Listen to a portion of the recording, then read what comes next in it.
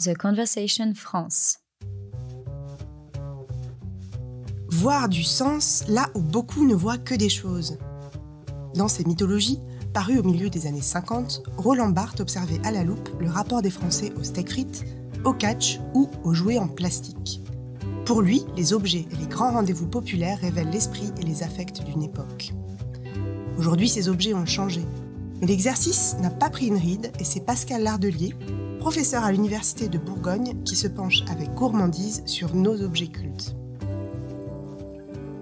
Quel est le sport de combat le plus efficace entre la boxe anglaise, la boxe thaïlandaise, le kickboxing, la lutte, le jiu-jitsu brésilien, le karaté et le judo?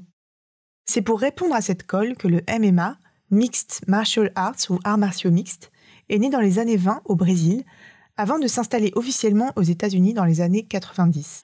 En France, la pratique du MMA en compétition est légale et sa diffusion à la télévision sont autorisées depuis janvier 2020. Et cette discipline rencontre un succès populaire planétaire.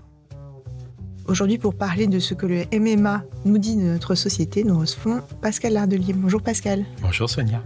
Alors le MMA, on en a beaucoup entendu parler pour sa dimension transgressive. Pourquoi est-ce que c'est un art martial qui choque ? Alors dans un premier temps, il faut savoir que le MMA, il a un très ancien ancêtre. Dans la Grèce antique, il y avait un art martial, enfin une technique de combat qui mélangeait à peu près justement plein de techniques différentes. C'était le pancras, qui était quelque chose d'assez pratiqué. Et puis il y a eu de même au Brésil une autre technique qui est apparue et qui est l'ancêtre récent pour le coup du MMA, c'est le vale tudo. Tout est permis en portugais. Et voilà, et donc c'est vraiment ces deux ancêtres, pourrait-on dire. Et puis le MMA contemporain, eh bien comme vous le disiez, c'est un petit peu un challenge. Qui est le plus fort de tous ? J'aime me battre. Alors c'est vrai que longtemps, les combattants et les champions de tous les arts martiaux, donc le karaté, le judo, le jiu-jitsu, le taekwondo, la lutte, la boxe anglaise, la boxe française, la boxe thaï, le kickboxing, eh bien tous étaient dans des catégories étanches et tous menaient leur carrière dans leurs disciplines respectives. Et puis un jour on s'est dit, et on s'est posé la question que vous me posiez en introduction, eh bien qui est le plus fort de tous ? Et c'est là que l'on a mis ces combattants dans une cage. On va revenir sur la métaphore et les imaginaires de la cage et qu'on s'est dit que le meilleur gagne ou que le plus fort d'entre vous tous gagne. Oui, avec le questionnement sur l'efficacité finalement. Il y a cette histoire de qu'est-ce qui marche le mieux si on doit vraiment rencontrer un combattant dans la rue, qui peut l'emporter ? Donc il y a aussi une interrogation de fond autour de ça. La question, c'est effectivement quel est, de toutes ces techniques, de tous ces arts martiaux, quel est le plus efficace ? Vous le disiez à l'instant, qui est le dernier à rester debout ? Si effectivement on les mettait tous les uns contre les autres, et c'est une question, oui, qui se pose.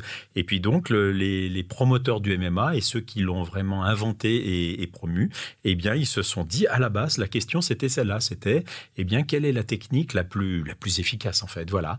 Et puis, les choses se sont constituées, se sont institutionnalisées autour de cela. Et puis, alors, maintenant, c'est une manne financière gigantesque, puisqu'on sait que les chaînes qui diffusent les grands combats de MMA, elles font des dizaines de millions de vues et le MMA est comme un lierre désormais médiatique qui étend son emprise et puis qui essaye de conquérir les derniers pays qui lui résistent encore. Il y avait la France, il y a la Thaïlande où la boxe thaï est une institution absolue, mais c'est vrai que le MMA en 20 ans à peine est devenu vraiment un nouveau phénomène sportif, médiatique et social, pourrait-on dire, car il gagne de plus en plus d'adeptes. Pourquoi une telle popularité finalement pour ce sport qu'on peut tout de même qualifier d'ultra-violent ? Il y a une dimension déjà nouvelle, c'est quelque chose de nouveau. Ensuite, parce qu'il y a une dimension complètement transgressive, je pense. C'est vrai que le MMA, j'ai regardé des combats encore ce matin pour préparer notre rencontre. J'ai été impressionné par l'ultra-violence et j'ose le mot, sans qualification morale, la sauvagerie qui vraiment préside à ces combats qui ont l'air sans aucune règle. Et alors, il y en a des règles pour le coup. On ne frappe pas les parties génitales, on ne touche pas aux yeux, il y a quelques règles comme ça. Mais cette bestialité, elle est accompagnée dans ces imaginaires par la cage. Alors la cage, elle est utile pour des projections, etc. Puis surtout, elle protège, parce qu'on a tous en tête des images de catcheurs ou de boxeurs qui tombent par-delà les cordes du ring. Néanmoins, elle renvoie en première lecture à l'animal et au fauve, véritablement. Et c'est vrai que la première fois qu'on voit ce qu'on appelle l'octogone, eh bien, on a du mal à ne pas penser à des fauves qui seraient en cage et qui vont s'affronter presque jusqu'à la mort. Et c'est vrai que voir ces personnes se frapper avec une violence inouïe, ça fascine à certains égards. Et ce qui est aussi paradoxal, c'est que quand on entend des interviews des grands champions, ils sont extrêmement doux et polissés pour la plupart d'entre eux dans la vraie vie. Pendant le combat que j'ai fait, mon deuxième combat à TKO, je commence mon combat. Tu vois les types que je mets là dans le ventre à taille, tu vois même profil, le bouc en face. Gros cogneur, sa mère, et tout, boxe anglaise. Pareil, donc je lui mets des types. Dès le début du premier round, je me luxe l'orteil, le gros orteil. Oh. Donc plus de déplacement. Oh, derrière, vers le milieu du premier round toujours, je suis fatigué. Oui, je pensais à Cyril Gane, qu'on appelle bon gamin dans le milieu et qui effectivement, ce qui frappe quand on l'entend parler en interview, c'est le côté bonne patte, hyper calme, très doux, très gentil. Bon, faut pas oublier que c'est aussi qu'il y a une part de jeu. C'est-à-dire que contrairement au catch, ce n'est pas de la mise en scène. C'est-à-dire que les coups sont portés pour de vrai. Mais pour autant, il y a aussi, non seulement ce sont des gens extrêmement bien préparés, mais il y a aussi toute une part de jeu sur l'extrême virilité, sur l'aspect bestial, comme vous le disiez. Enfin, c'est aussi pour partie de la mise en scène. C'est de la mise en scène, et puis ce côté, j'y reviens, régressif et transgressif est très important. Roland Barthes, dans son texte célèbre sur le catch, disait, il l'opposait à la boxe anglaise, et il disait « La boxe est un sport janséniste fondé sur la démonstration d'une excellence ». Et là, on est aux antipodes d'un sport janséniste, on est dans une espèce de, j'y reviens, de bestialité.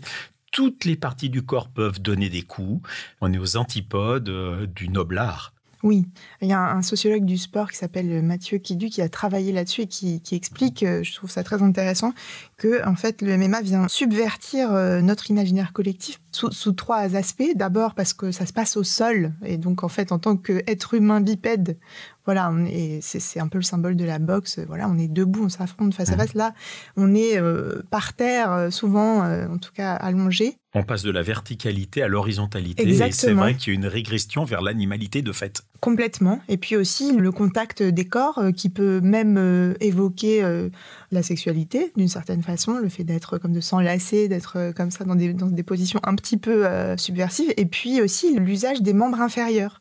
Là aussi, on est dans un registre, non pas dégradant, mais en tout cas dans l'imaginaire qui serait plutôt celui de l'animal que celui de l'humain. C'est vrai qu'on vit une époque de l'ultime et de la fusion. C'est vrai que notre postmodernité, elle adore les expériences radicales. Peut-être qu'elles nous sortent de nos écrans et puis de notre vie par procuration numérique. Donc, il y a ce côté d'abord ultime d'une expérience radicale. Et entendre les interviews des grands champions, ils le disent tous. Ils disent, on ne sait pas si on va sortir de la cage d'abord et on ne sait pas comment on va en sortir. Donc, il y a une décharge d'adrénaline par procuration chez les spectateurs et puis de fait pour ceux qui sont dans la cage. Et puis autre chose importante par rapport à la modernité, nous vivons l'époque de la fusion. On parle de la fusion en cuisine, on parle de la fusion en musique, et c'est vrai qu'il y a énormément de domaines où le mix, c'est le cas de le dire, règne en maître désormais. Les cloisons ont explosé véritablement, et là on est effectivement dans un sport qui est une espèce de fusion radicale et ultime de plein d'arts martiaux qui, je le répète, vivaient avant dans leur tranche respective. Alors, on a parlé de la catharsis, on a parlé de la fusion, mais il y a aussi un autre aspect qui est celui du contact, parce qu'on vit l'époque du sans-contact, les objets connectés, les réunions à distance. Et là, finalement, grâce à ce spectacle-là, on est dans le full contact, c'est-à-dire soudain, des corps qui s'enlacent, du toucher à foison. Donc, est-ce qu'il n'y a pas aussi une espèce de compensation à cet endroit-là ? Oui, vous avez raison, l'intuition est très très juste. Nous vivons une époque pleine de paradoxes. C'est un petit peu ce que nous disons dans cette série Objets cultes. Et c'est vrai qu'à une époque du sans-contact, de la distance imposée, de la précaution, de l'écran, partout, on est là effectivement dans un contact et dans une fusion, j'y reviens, des corps, avec l'ambiguïté sexuelle que vous évoquiez à l'instant, et puis avec cette régression bestiale dans cette cage, qui évoque aussi, et on n'en a pas parlé, je crois que c'est très important, les gladiateurs.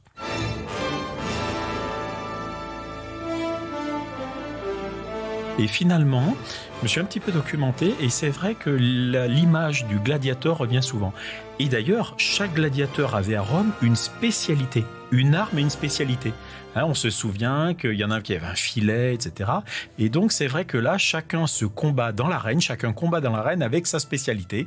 Et comme dans la Rome antique et comme dans le Colisée, eh bien, que le meilleur gagne ou que le plus fort reste debout.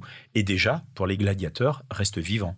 Oui, et ça nous amène aussi vers l'idée du jeu vidéo, dont s'inspire peut-être un peu aussi le MMA. Finalement, son officialisation date du début des années 90 aux États-Unis, et c'est aussi des moments d'émergence et de grand succès du jeu vidéo, tel qu'on le connaît encore aujourd'hui, enfin qui a beaucoup évolué, mais le jeu de combat dans les années 80-90, c'est quand même imposé.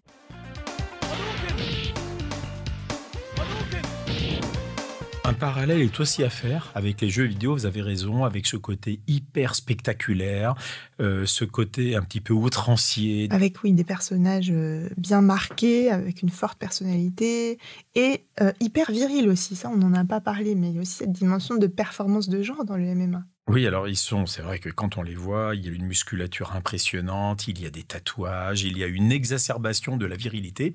Et puis, on transgresse aussi les cloisons de genre, puisque j'ai vu des combats de femmes, et là aussi, c'est quelque chose. Hein.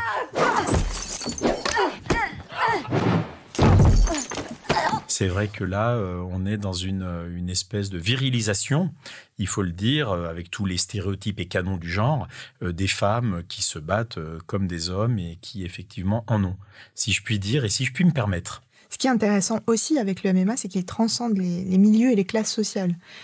Par exemple, j'ai découvert en préparant notre échange que des élèves de l'ENS Lyon pratiquaient le MMA.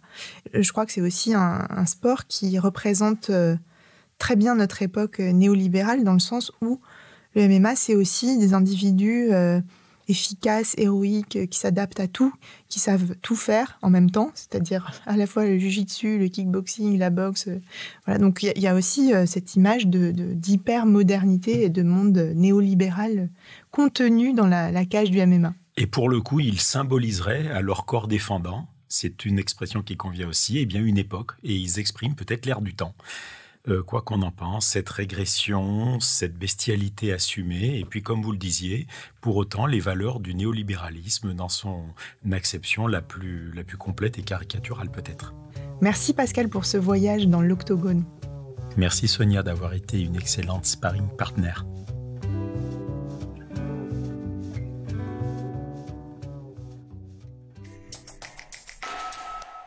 The Conversation France.